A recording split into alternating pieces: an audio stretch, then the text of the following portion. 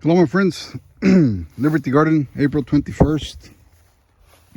And I came back to finish this side of the fence that I was working on last week.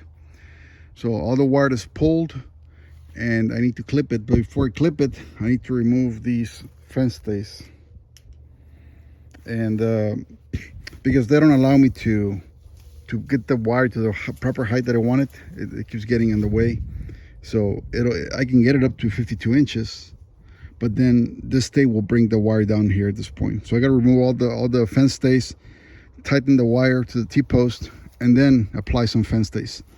Some of these guys have 3 or 4 fence stays per stretch. I'm just gonna put one in between each post and remove all the other ones. And the way I take these off is that I put a screwdriver here, like this, and I just untwist them. And this one is a little harder. Okay, so when these get a little harder, you need to tap them like this one, get them in line, then they start twisting nicely. Once they're in line, you can twist them off. See?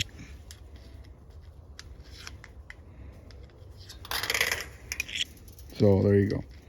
I've seen a guy do it with a drill. I tried doing it with a drill, but the wire started twisting here, and it didn't do much good. So I'm just doing it with the screwdriver. It works. It's pretty easy. I mean, it's not hard or anything like that.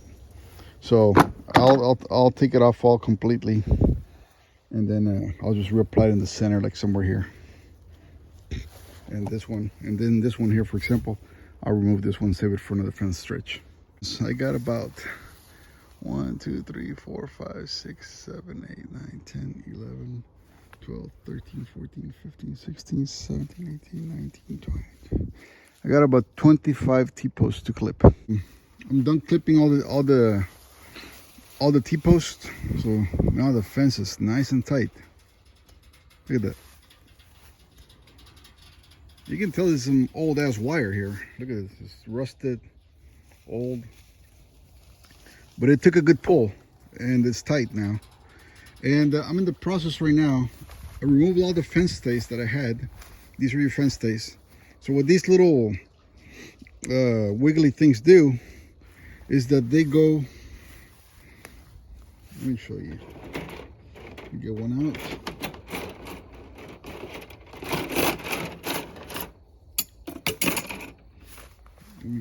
I'll get this one straight. So what these fence stays do is that you put them in the middle here, and they go in counterclockwise, right, like that. And I put a screwdriver in the top, and I just crank it all the way down. Okay, so I can't do it with my hand, but that's how you put it in there. And you screw it down through the lines here, here, here. This one only reaches 4. So this provides a little extra stability in between T-posts for the line. So if an animal tries to put its head through here, it's all one piece. See, everything moves the same. So it's a little bit harder for an animal to try to stick their neck through there and kind of make a gap or try to get out of there. It also provides a little more structure to the fence. It makes it a little bit stronger. So they're a pain in the ass to remove whenever they're in old fences like this one, but I did it, and I'm installing them again because they're all good. They're all metal. So I got 1, 2, 3, 4, 5, 6 more to install, and I'll call it a day. I just did the video before we ran out of light. So this is about a total of 25 T-posts and a fence that was in the ground. So the fence is about 1.5 rolls of barbed wire that I would have had to use. So that's about $100 worth of barbed wire if I use the one that's the 4 barbs on it, 12 gauge. That's about $70 a roll. And so I saved that much, about $100 worth of barbed wire, and 25 T-posts, about $6 T-post. That's $150. So that's $250. Plus the fence stays. These fence stays are about $2 a piece. So another $50 there. That's $300. And yeah, it's about $300 of fencing here on about 70 yards of fence, just to give you an idea. And this is with inserting a couple of T-posts in there that I put in there myself, like those green ones there. Those are new T-posts, but I had that one 5, I think, all in this stretch. The rest were all here already.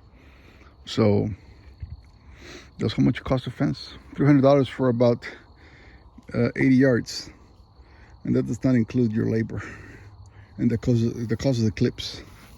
But the clips come with a T-post, and your labor and your cuts and everything else that comes with a barbed wire fence. But anyway, oh yeah, and then I'm not even including the corner brace. Each corner brace costs about, if you put the new posts instead of cutting them from the woods here, you're talking about the center pipe you see in the end.